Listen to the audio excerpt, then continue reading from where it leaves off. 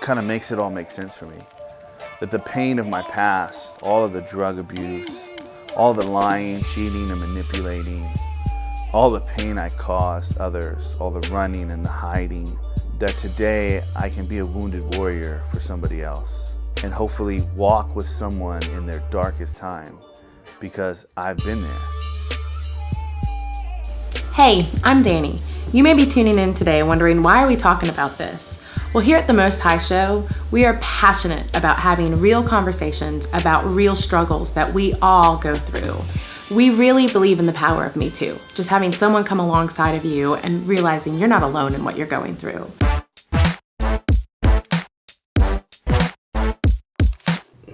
What's wrong with sleeping around? I mean, you know, one of the comments he said if there's two humans, if there was only two humans on the earth, they would end up having sex. Mm-hmm. So what's wrong with it? Other than and I know this might be a hard place because as Christians, we have this, I guess, instructions on how to live morally. And it makes sense to me now. It's really hard to explain to somebody else without sounding like, I'm morally superior. Yeah, it is. Because I'm not morally superior. Imagine if you had a reverend in front of your name. It'd really cripple you. Right. So how do you, well, the reason why you're here is because sitting down with you, we've had lunch, we've hung out, and you're real. I mean, you're down to earth, you're real, you're the salt of the earth. And that's what we need. We need more men of God like you who are willing to say, I'm gonna get in the trenches with you. I'm not gonna look at you crazy. I'm not gonna take this moral high ground on you. I'm gonna help you through it. Mm-hmm.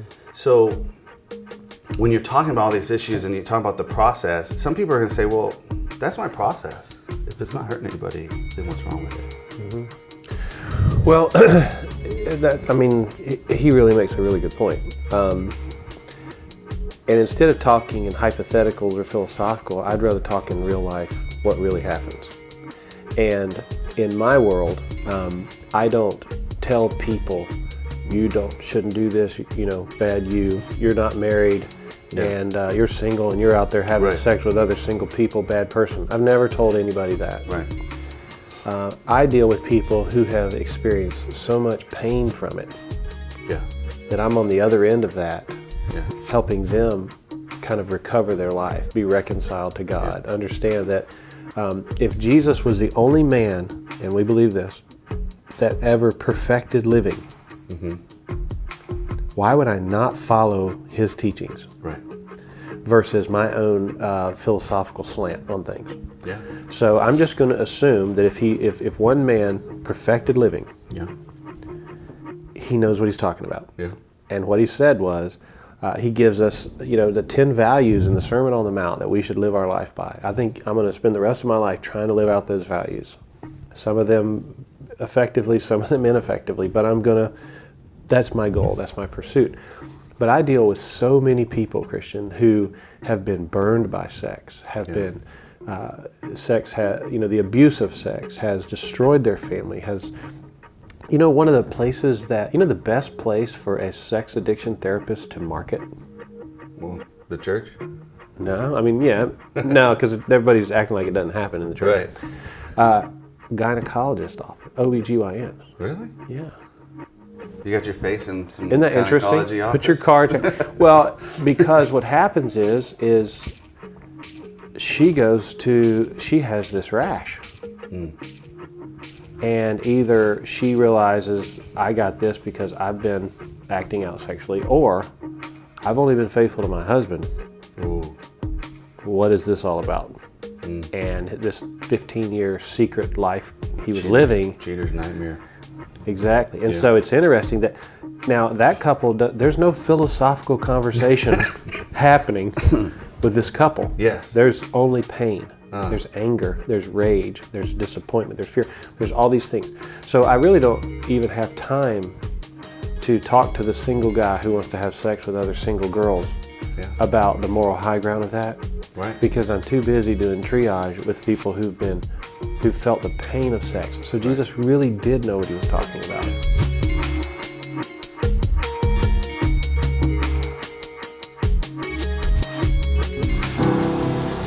Imagine a heart surgeon performing heart surgery on his own heart. He knows how to cut through the chest cavity, he knows how to open it up and where all the valves are and how to get in there and do his own thing. But certainly, he wouldn't perform heart surgery on himself. I think sometimes we, when it comes to matters of the heart, try and perform surgery on ourselves. We don't want to let anyone in. We don't want to let people know, I'm dealing with this, I'm going through it. Maybe it's shame, maybe it's guilt, maybe it's pride, but for whatever reason, we don't invite someone in.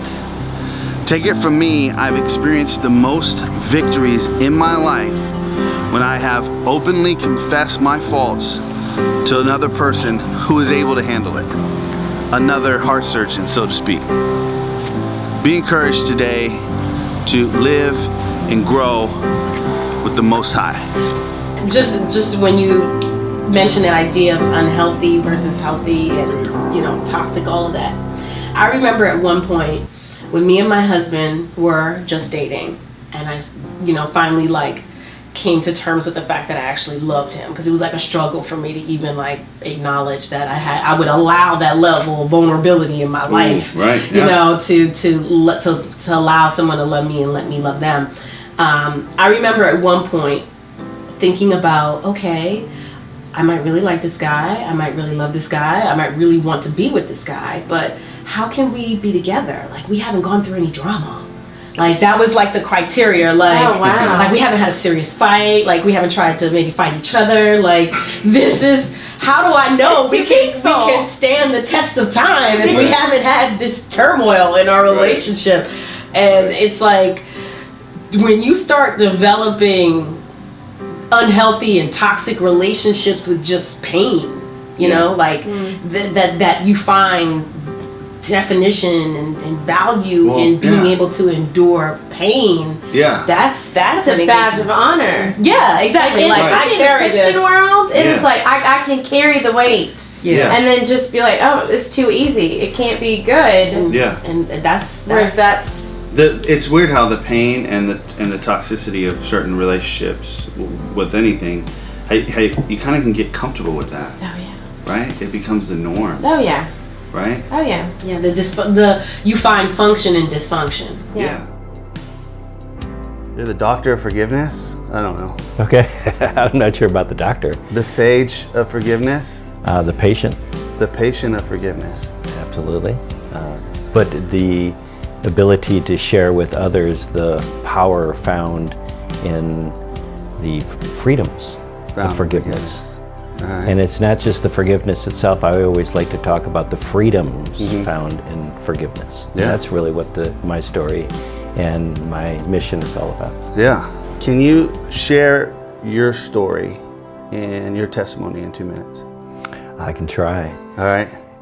The short version is just got a wonderful life. I got a wonderful, beautiful wife and children, been big brother to 2 kids for 28 years, traveled the world. I've dined in the UAE at the Palace with His Excellency, and just in 2011 inducted in Canton at the Pro Football Hall of Fame as a top fan of the game, Pro Football's ultimate fans. But a lot of people don't realize that when I was younger, I lived homeless in the streets for almost a year.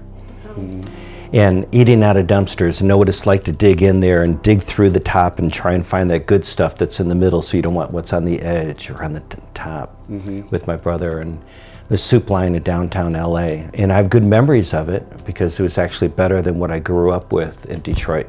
In a house that my dad, like many other stories that you've heard, alcoholic, but my dad was also abusive. He physically and sexually abused my older brothers. Pure chaos in the house. There was a lot of fighting going on, a lot of attempted suicides. My bedroom door had bumper stickers on it to hide the holes in it from brothers coming at me with a bowling ball or a bat or other stuff. So it was just pure chaos. And as a result of that, my brother's 3 older brothers all went through much arguably worse than what I did as the youngest. I remember my one older brother at age 11 showing me his needle to scare me never to do drugs. Or so many other events. As a result, the oldest brother, full of anger, his whole life about what occurred. Yeah. My next older brother, roughly 30 years ago, took his own life and called me while he was in the process of doing it. And then one brother who's paranoid schizophrenia chooses not to take meds because when he does, it takes him right back to what my dad was doing to him at age 12. So my story is one of forgiveness, of instead of carrying all the right in the world to carry around that baggage, to let it go. Okay. Now to share that, if I may, I'd like to share my dad's story. Okay. My dad's story is this. My dad was a monster, should have been thrown away in jail for the rest of his life. But age 65, my dad turned his life around. Came to know the Lord, Okay. sobered up, and turned his life around. In the last 23 years of his life, my dad, the monster, turned into the most wonderful, loving human beings you'll ever meet. He met you in the grocery store, said, I'll pray for you. He wrote your name down, and when by the time he passed away, his list was forever. When he passed away, I was with him the last couple of days, and we laughed.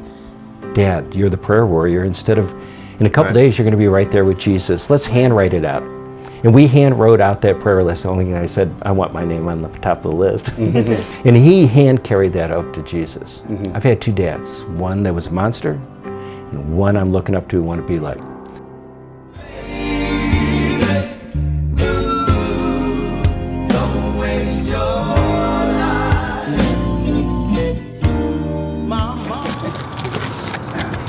Father, we thank you right now for this day, for this is the day you have made. We're going to rejoice, be glad in it. We ask you, Lord, to go before us as we go and just knock on doors and invite people to church. That you're leading is wrong. You know it's wrong, but he can make you happy. You're not a bad man. So, in your opinion, is it harder to be a Christian in prison or out of prison? Man, it's difficult to serve God in prison. Yeah. Yeah, because especially if you're raised in that culture. Yeah. You know, and I was raised with the gangs and all that, and Yeah. so for me to state that I'm going to be a Christian now, you know, and I'm not gonna stab nobody, and I ain't gonna Yeah. run no drugs for you, or I'm not gonna do it. You're risking. Yeah. You're always risking Yeah. that they're not gonna like it. But And you had a situation like that where you had to actually tell somebody, I'm not going to Yep, do when that. I was in Chino, when I went to Chino, right, which is a guidance center, that's when I rededicated my life back to the Lord. But I had been away for like 3.5 years. And so as soon as I did that, I worked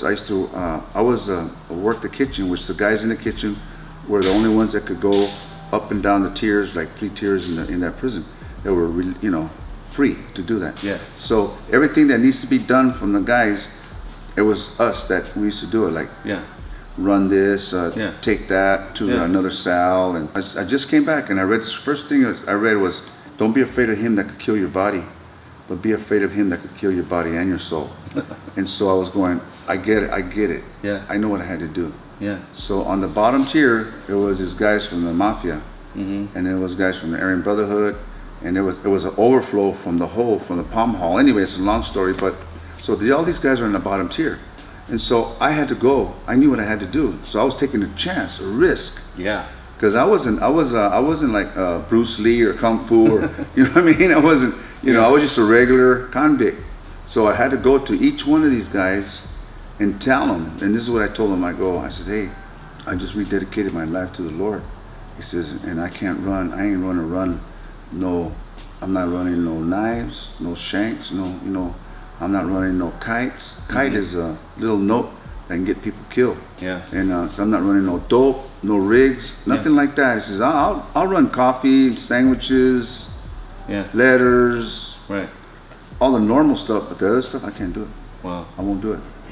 And so I was taking a risk that we're gonna say, hey, Yeah. forget you, man. You're gonna do what we tell you, Right. because they run that prison. And they all kind of, I knew it was God's favor though, Right. because each one that I told the same thing to, they just looked at me, they go, orale, or all right, like that. So I went Wow. to the next one, right?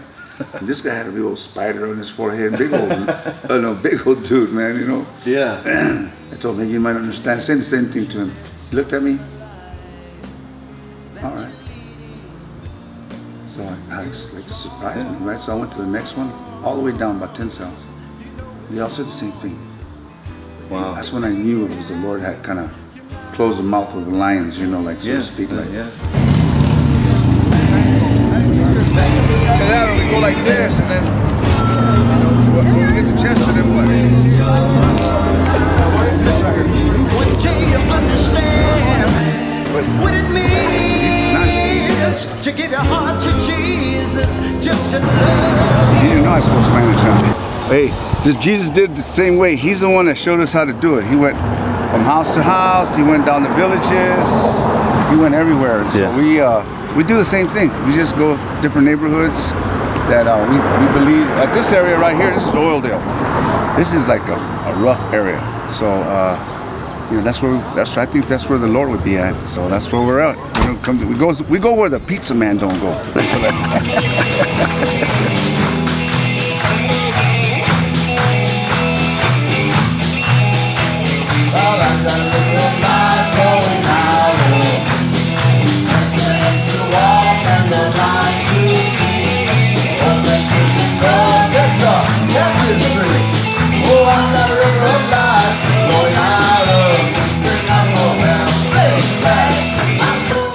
So this is the Most High Show with real people and real stories of hope. We address the mess, and if you'd like to be our guests or help in any way, contact us